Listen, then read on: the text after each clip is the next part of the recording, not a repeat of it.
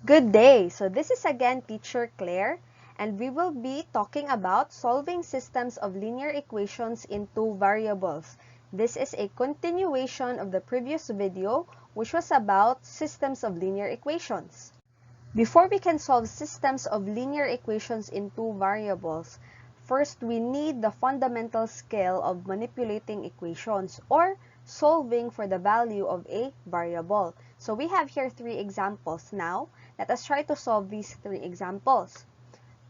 For the sake of simplicity, I will not be explaining in detail kung unsa na siyang addition property of equality, but know that maura na siya atong gigamit to manipulate equations. So we have here equation number 1, which is m plus 2 is equal to 5. So, ang atong aim is dapat si m ra ang mabilin on one side of the equation, and then the rest of the numbers should be on the other side of the equation. So, how will we do that? In this case, pwede ra nato i-imagine na si 2, since siya raman ang nalahi diri na equation para mag-inusara si m, si 2 ato na lang ibalhin sa pika side. So, kung atong ibalhin si 2 sa pika side of the equation, ang mabilin diri on one side of the equation is m is equal to, atong kopyahon si 5, then since gibalhin nato si 2 on the other side of the equation, ang iyahang sign mausab sad. So, mahimo na siyang negative 2. If we will solve this, this will become m is equal to 5 minus 2, which is 3. So, we now have a value of m na pwede natong gamiton to make this equation true. So, if we will try to solve that, if we substitute the value of m, which is 3, sa atong equation, sakto ba ang ato ang answer? So, kung si m kay 3, atong ibutang diri, 3 plus 2 is equal to 5, tinuod na or dili. So, 3 plus 2, that is just 5, is equal to 5, which is true. So, therefore, sakto ang ato ang value ni m, which is 3. Let's have another example. We have here 12 over b is equal to 2. Most students, dili na ganahan mo solve ani kay teacher na may fraction, unsaon man nato siya. Okay. If nani fraction ang ato ang equation, all we need to do is eliminate the fraction. And there's a very simple way on how you can do that. Since our example here has a fraction and then the other side of the equation kay whole number ra, we can change this whole number into a fraction by simply adding a denominator of 1 kang 2. This time, we can now easily manipulate the equation para wala na fraction. And to do that, all we have to do is to cross multiply. So if we multiply 1 kay cross man siya, ato siya multiply sa atbang. So 1 times 12, that is 12, is equal to, ato sang i-multiply si b kang 2. So, 2 times b, that is 2b. Dili na siya b squared. Lahi ang b squared sa 2b. Now, in this case, nanatay equation na walay fraction. So, we have eliminated already our fraction. Ang problema karon is naay coefficient si b, which is 2. So, unsaon man na nato pagtangtang si 2? Okay, to do that, we simply have to think of a number na kung atong i-divide nito, makakuha tag 1. And the answer obviously is 2. Kay 2 divided by 2 is equal to 1. Now, since this is an equation, kung unsa gali atong buhaton on one side of the equation, dapat ato sa na siyang buhaton on the other side of the equation kay para equal gihapon siya. So, ni-divide man ta diri og 2, mo-divide sa ta sa pikas og 2. So, if we simplify that, 12 divided by 2, that is simply 6, is equal to 2b divided by 2, that is simply b. So, ang value nato ni b is 6. If ato na siyang isolve, if atong i-substitute si b with 6, will we get the answer for this equation? True ba ang atong value sa equation? So, if we substitute, that becomes 12 divided by 6 is equal to 2. 12 divided by 6, obviously that is 2. So, our answer is 2 is equal to 2 or true. tinuod yun na ang value ni b kay 6 para ang kanina equation mo equate og 2. Last example, we have here 4y plus 2y is equal to 18. Usahay maglibog sad ang students ani kay mag-think sila na magamit tatag exponents.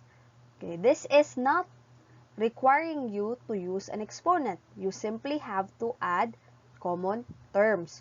So 4y plus 2y, that is simply 6y, is equal to, kopyarata, 18.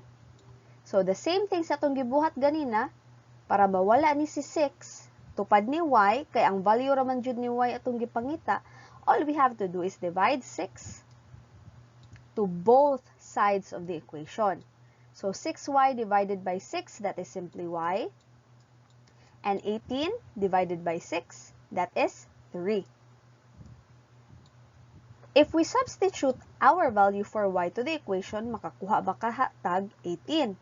So, ibutan dira 4 times 3. Dili na siya 43, na isumpay ra nimo diretsyo. 4y has an operation of multiplication. So, that is 4 times 3 plus 2 times 3. Will it be equal to 18? So, let us try to simplify. 4 times 3, that is 12. Plus 2 times 3, that is 6, is equal to 18. So, 12 plus 6, that is 18. So, 18 is equal to 18. So, we still got true as our answer. Or, we were able to solve for the value of y, which is 3. So, that is how you manipulate equations to solve for the value of a variable. This skill is very important. Inig-solve na nato sa systems of linear equations into variables later on. Okay, this time, we will be solving systems of linear equations. So, kung mo-solve tag systems of linear equations, we are simply looking for the solution of a system. Ngita rata sa solution, ana nga system. If we recall, a system gali that is just 2 or more linear equations. In this case, ang atong gipangita, or ang ato ang system is composed of linear equations in two variables. So, naatay two methods on how you can solve systems of linear equations in two variables. The first method is by solving it algebraically. So, ato dyan na siyang i-solve using the numbers. The other method, which is mauna ni atong gidiscuss na topic last video, is solving it by drawing or creating a graph. So, review lang ta sa unsay ato nakatunan ato na video. So, in that video, we have learned that there are three types of systems of linear equations in two variables, namely the consistent and independent, and inconsistent. So, sa consistent and independent, ang graph ani niya is intersecting. Ikausa lang siya mag-abot. So, if we have two lines or two graphs for different equations in a system, mag-abot siya at a point of intersection. Muna siya itong gitawag na intersecting lines. For consistent and dependent systems, kani siya na kind of system has a graph that are coinciding. So, meaning, kung coinciding gali, parihara ang iyahang graph. So, the graph would look something like this. Murara o kung ato imagino nagpatong ang duha ka graph. And finally, if we have an inconsistent system, ang graph ani niya is parallel. Kay inconsistent man siya, dili mag-abot ang ilahang lines or ang ilahang graph. So, wala ni siya'y solusyon. Okay. For the first type, we have the consistent and independent. We only have one solution. And ang solution ani niya is naa sa iyahang point of intersection, kung asa nag-intersect ang duha ka linya. For the second one, we have consistent and dependent. Daghan kini siyang solusyon kay maora man ang graph sa duha ka equation. So, infinitely many solutions. For the third type, since wala jud nag-abot ang graph sa duha ka line, they are having, obviously, no solution at all. As a review, this is how the different systems of linear equations in two variables look like if we will solve it graphically. So in this case, we have the system that contains the equations 2x minus 3y is equal to 6 and x plus y is equal to 3. So gigraph nato ang duha ka line, and obviously gibutangan natog label ang each line, and we can see na naa siya point of intersection. So since intersecting man ang lines ani niya, usara ang solution ani nga system, and that can be found in the point of intersection, which is or which has the coordinate 3, 0. So this is a consistent and independent system. For the next example, we have a system that contains the equations x minus 2y is equal to 4 and x minus 2y is equal to negative 8. So, if ato na siyang i-graph, ang mugawa sa iyahang graph are parallel lines. So, meaning, kanini siya na system, wala siya'y solusyon. Kaya wala man gaabot ang iyahang lines. So, this is an inconsistent system.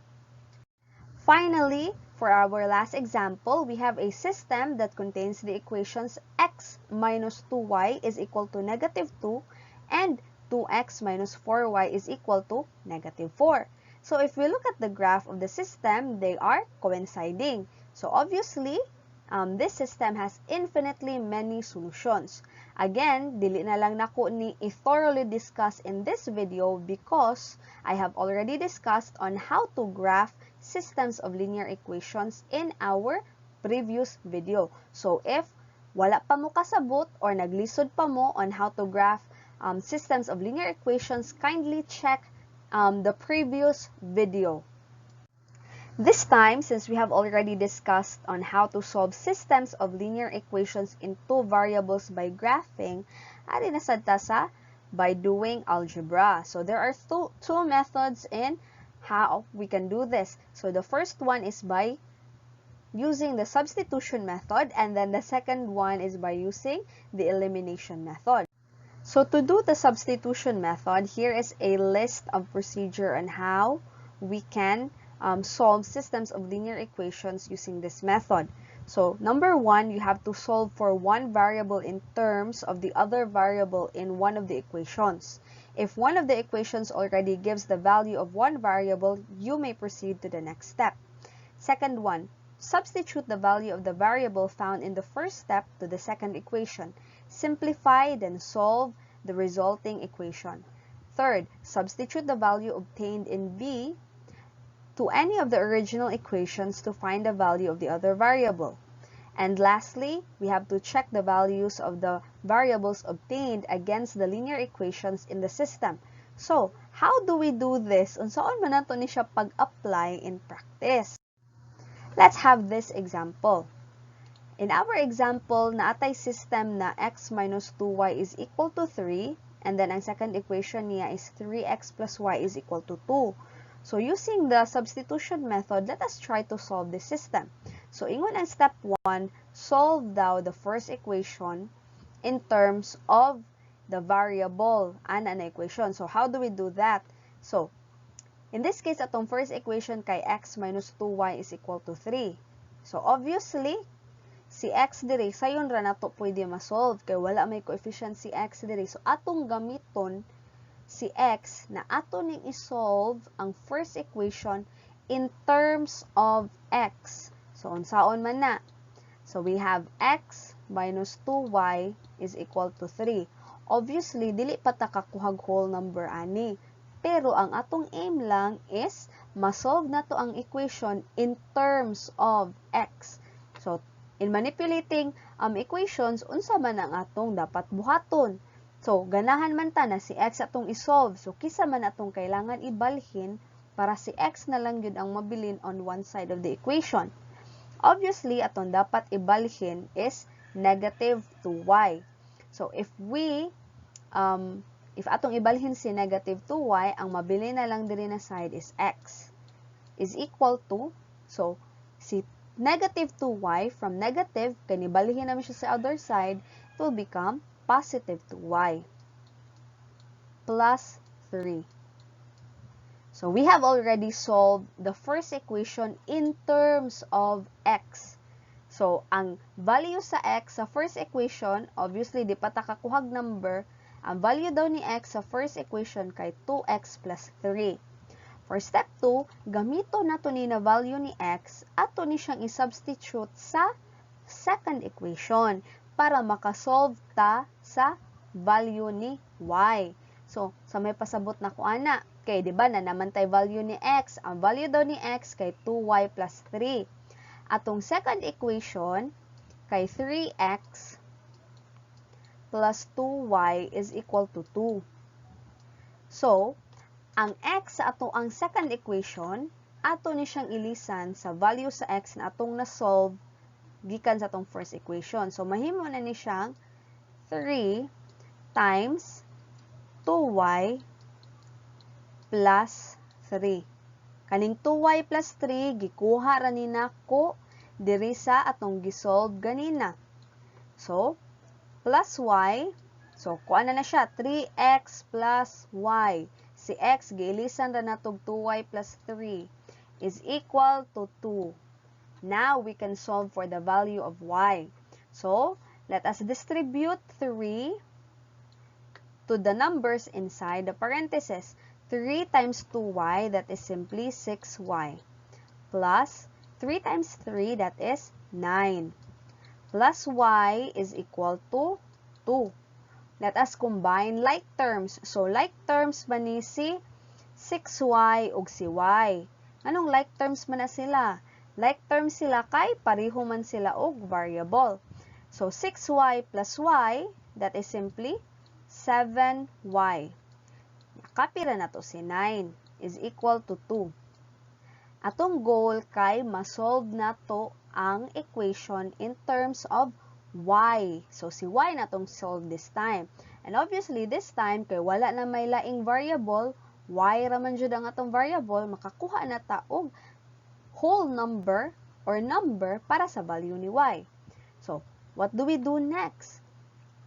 We can see here na 9 and 2 are also like terms, kay pareha sila na whole numbers ra sila. So, atong ibalhin si 9 sa pika side para makombine nato siya with 2. So, ang mabili na lang diri na side na equation is 7y is equal to, kopyahan nato si 2, 2, nya, si 9, kaya atong mangibalhin sa pikas, mahimo na siyang negative 9. So, if we continue that, we will get 7y is equal to 2 minus 9, that is simply negative 7.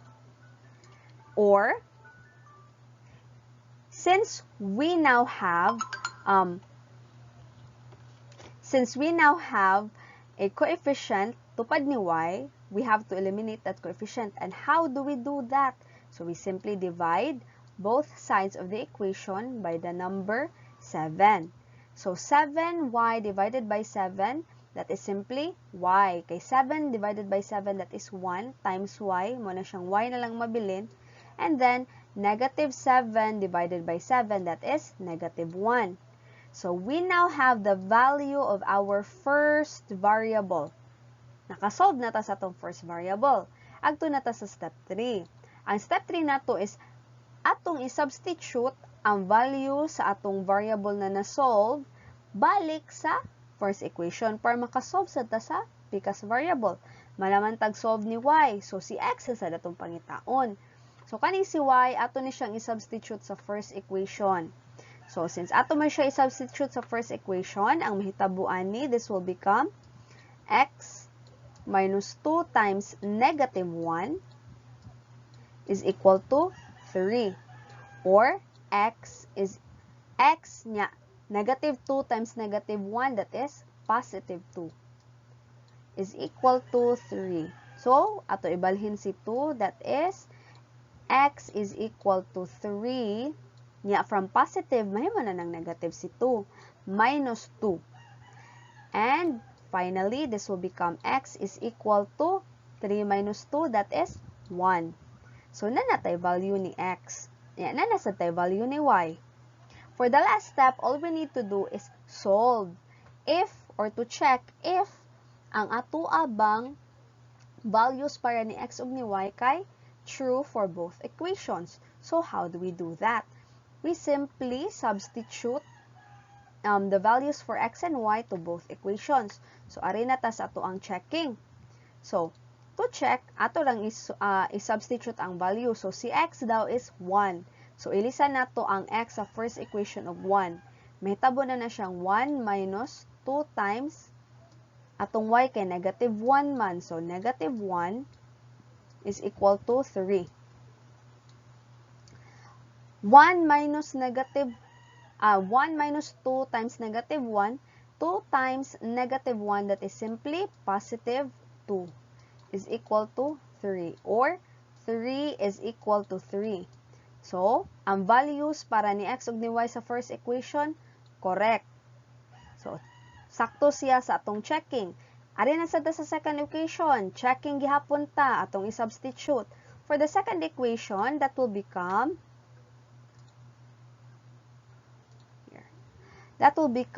3 times 1 plus negative 1 is equal to 2. So, 3 times 1, that is simply 3. Ang plus, minus negative 1, mahugra na siya minus 1 is equal to 2. Or, 2 is equal to 2, which is true. So, since true man siya on both of our equations, sakto atong variable, ang values na atong gigamit sa first equation niya, musakto sad siya sa second equation, therefore, correct ang ato ang answer. Let's have a second example for the substitution method. So, pangitaon gihapon nato kung unsa na value ni x ug ni y ang atong makuha na makasolve sa duha ka equation. So, using the substitution method, if we look at it, pwede na ta mo skip sa ato ang step 1.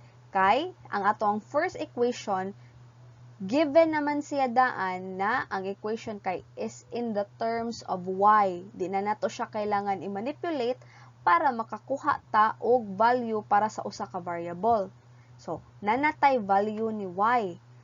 Obviously, dili pa ni ang final value ni y. So, ang value daw nato ni y is equal to negative 2x. Now, given that value for y, ato ni siyang i-substitute sa ato ang second equation para makasolve na sad ta sa value ni x. So, to do that, itong kailangan ra buhaton is, mahimo na ni siyang 3x plus atong value ganina ni y, which is negative 2x. Negative 2x is equal to 2. Okay. 3x plus negative 2x, that is simply 3x minus 2x is equal to 2. Combining like terms, 3x minus 2x, that leaves us with x is equal to 2. So, nanatay value ni x. Mao na ni atong value ni x na whole number. This time, mangita na sad ta sa value ni y. Gamito nato ni ang value ni x, i-substitute nato ni siya sa first equation para makakuha ta sa value ni y. So, ang value daw ni x nato kay 2. So, atong ilisan ang x na nasa first equation, ilisan nato siyang 2. So, mahimo na siyang y is equal to negative 2 times 2. Or, y is simply equal to negative 4. So, nasad tay value para sa tuang y, which is negative 4. Now, we are in our third and final step, checking. So, atong i-check kung sakto ba ni atong values ni x ug ni y. Kung x ba jud is 2, nya y is negative 4. So, to do that, ato lang i-substitute ang duha ka values to both equations. So, for equation 1, y is equal to negative 2x. Ilisan na to si y og negative 4. Kaya maman na to na solve na value is equal to negative 2. And then we will change the value of x to 2. So, negative 4 is equal to negative 2 times 2. That is simply negative 4. So, negative 4 is equal to negative 4. That is true. So, sakto ang ato ang values na x is equal to 2 o y is equal to negative 4 para sa first equation. So, this time, tanaw na to. Sakto ba gihapon siya? Sakto pa ba gihapon siya kung ato na siyang gamiton sa atong second equation? So, for our second equation, we have 3x plus y is equal to 2. So, that becomes 3 times 2 plus negative 4 is equal to 2. 3 times 2, that is simply 6, minus negative 4, that is simply minus 4, is equal to 2. So, 6 minus 4, that is 2, is equal to 2. So, we still got the correct answer. True gihapon siya. So, since true man siya on both our equations in the system, so, ang solution ani na equation or ani na system is x is equal to 2 and y is equal to negative 4. If ato na siyang isuwat in point form or himuon nato na siyang coordinates of a point, that will become 2, negative 4. So, ato lang siyang isud o parenthesis. And this is now our final answer. This time, we will go to the elimination method. To solve a system of linear equations in two variables by the elimination method, the following procedures could be followed. Number 1, whenever necessary, rewrite both equations in standard form or katong ax plus by is equal to c na form. 2, whenever necessary, multiply either equation or both equations by a non-zero number so that the coefficients of x or y will have a sum of 0. Note, the coefficients of x and y are additive inverses. 3. Add the resulting equations. This leads to an equation in one variable. Simplify, then solve the resulting equation. 4. Substitute the value obtained to any of the original equations to find the value of the solution to the system. 5. Check the values of the variables obtained against the linear equations in the system. So, unsa may pasabot ana? How will we see that in practical application? So, let's have an example here. X minus y is equal to 3 and ang second niya na equation is x plus y is equal to 7. So, niingon ang step 1, dapat daw tanaw na to kung standard form ba ang duha ka equation. Obviously, both equations are in the standard form na ax plus by is equal to c. So, wala tay problema ana. Number 2, so pangitaon daw na to kung naabay additive inverse on either of the variables. Kung naa, ato siyang pwede madiretsyo og add. Kung wala, mag-multiply daw tag number sa usa ka equation or to both equations para makakuha ta og additive inverse ana. In this case, we can obviously see na si negative y ug si y kay additive inverse. Meaning, i-add na to ana nila, makuha na to na value kay 0. So, pwede na ta mo diretsyo og combine or add aning duha ka equation. So, to do that, we have to simply add x minus y equals 3. Ato na siyang i-combine ni x plus y is equal to 7. So, if ato na siyang i-add, obviously, x plus x, kaya add mo na itong gigamit na operation, you will get 2x. Nya, negative y plus positive y, 0 naman na siya, so di na nato na siya isuwatan. Nya, 3 plus 7, that is 10. The next step is ato siyang isolve ang resulting na item na to, ato siyang isolve in terms of the remaining variable. In this case, we will solve this in terms of x. So, how do we do that? Solve na to para ma-eliminate ni ang coefficient na 2. We have to do is divide both sides of the equation by 2. That leaves us with x is equal to 5. So, nanadayin tayo value ni x, for our system. Yeah, the same thing ang atong buhaton sa substitution ganina. Ato ning i-substitute ang value ni x to either of the equations to figure out if unsay value sa second variable. So, kung ato ning i-substitute ang value ni x to the first equation nato, mahimo na ni siyang 5 minus y is equal to 3. Or, kung ato ibalhin si y sa pika side, this will become negative y is equal to 3 from positive, mahimong negative si 5. Or, that is simply negative y is equal to negative 2. Notice that na ay negative 1 na coefficient si y. So, ato na siyang i-divide ang both sides of the equation by negative 1. So, the value of y here is positive 2. Kay negative 2 divided by negative 1 is positive 2. So, we now have our values for x and y. And then the same procedure will go.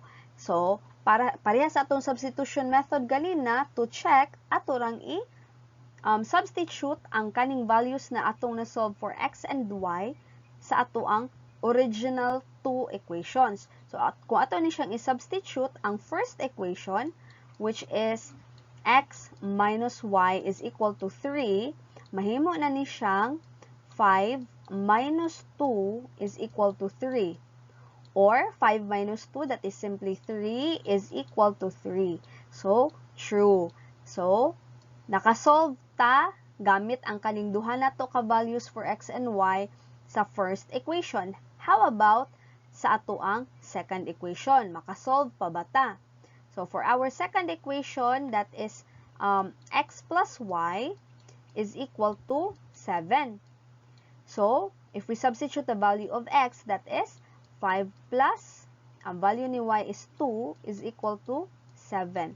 Or 5 plus 2, that is 7, is equal to 7. True, gihapon. So, the values na x is equal to 5 ug y is equal to 2 can solve the system of linear equation na x minus y is equal to 3 and x plus y is equal to 7. Kung ato ni siyang isulat into coordinates, mahimo ni siyang 5, 2. Mao na niya itong final answer. So, let's have a last example for the elimination method. So, we have here a system that contains two equations. But notice that the first equation is not in standard form. So, ato sa ni siyang ilisa na mahimo ni siyang standard form. Ang standard form ani itong first equation is x plus 2y is equal to 8. So, if nakabantay mo, ato ring gibalhin si negative 2y sa pika side sa equation para makakuha ta og standard form. So, nanatay standard form ani na equation. Ang problema nato, wala tay additive inverse na makita sa either of the variables. So, unsaon man ni nato pag-solve para maka-eliminate tag usa ka variable aron makasolve ta for the other variable. So, let's say ganahan ka na ma-eliminate si variable na y para makasolve ta sa variable na x. So, how do we do that? Okay. Notice that if atong i-multiply ang second equation by 2, mahimong additive inverse ang negative 2y sa positive 2y sa pikas. So, ato sa ning i-multiply ang kaning second equation by 2. Kung ato ni siyang i-multiply by 2, so 2x times 2, mahimo na siyang 4x minus 2 times y or negative y, mahimo na siya negative 2y is equal to 2 times 6, mahimo na siyang 12. So, mao na ni siya atong duha ka equation. So, atong duha ka equation kay x plus 2y is equal to 8. And ang usa kay 4x minus 2y is equal to 12. So, ngano galitong atong gimultiplyan og 2 ang second equation? Kay para ma-eliminate nato si 2y. Kay ang sign ni y, negative man, nya, sa second equation niya, ang sign ni y sa first equation kay positive, sayon ra unta siya mahimong additive inverse. Ang problema lang kay ang ilang coefficient. So, nag-multiply tag 2 para mapariha ang coefficient ni y. So, kung ato ni siyang i-add, mahimo na ni siya na 5x. Obviously, 2y minus 2y is equal to 0. So, wala na tayo i-add na. Di na nato nakopyahon. So, this becomes 5x is equal to 20. Nya, makasolve na din ta sa value ni x. Ato ra ning i-divide ang both sides by 5 to get x is equal to 4. So, na natay first value para sa tong first variable, which is x. So, atong value daw ni x kay 4. This time, mangita ta sa value ni y. So, gamiton ta ni atong nakit-an na value ni x, which is 4, and we will substitute it sa atong original equation. So, bisag-asa ana. So, let's substitute it to our first equation. So, atong first equation kay original man atong gitanaw, x is equal to negative 2y is plus 8. So, kung ato daw nang i-substitute ang value ni x nato, mahimo na na siyang 4 is equal to negative 2y plus 8. So, combining like terms, si 8, ato na lang ibalhin sa pikas. Mahimo na na siyang 4 minus 8 is equal to negative 2y. 4 minus 8, that is simply negative 4, is equal to negative 2y. So, para mawala si negative 2y, ito siyang i-divide by negative 2y. Nya, since equation man ni, what we do on one side of the equation, ato sumbuhaton sa pikas. So, we have negative 4 divided by negative 2, that is just positive 2, is equal to negative 2y divided by negative 2y. So, y na lang ang mabilin. So, nanatay value ni x ug ni y. Si x daw kay 4, niya si y kay equal to 2. So, this time, checking na lang ta kung sakto ba dyan na atong answer. So, kuhaon na tong original na equation niya, atong i-check ang atoang values kung sakto ba. So, sa atong first equation, atong ilisan si x ug 4 is equal to negative 2. Ang value ni y kay 2 man daw. 2 plus 8. So, 4 is equal to negative 2 times 2, that is simply negative 4, plus 8.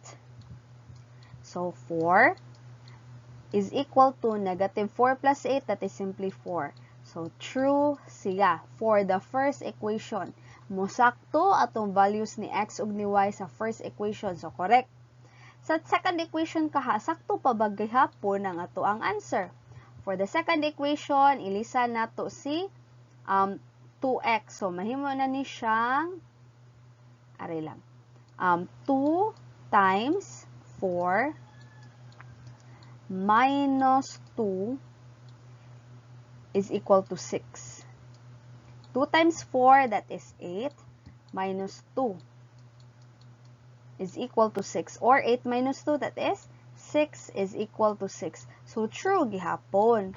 So, since sakto man ang ato ang values ni x ug ni y para sa duha ka equation, meaning, solution ni siya sa system. Ani nga system.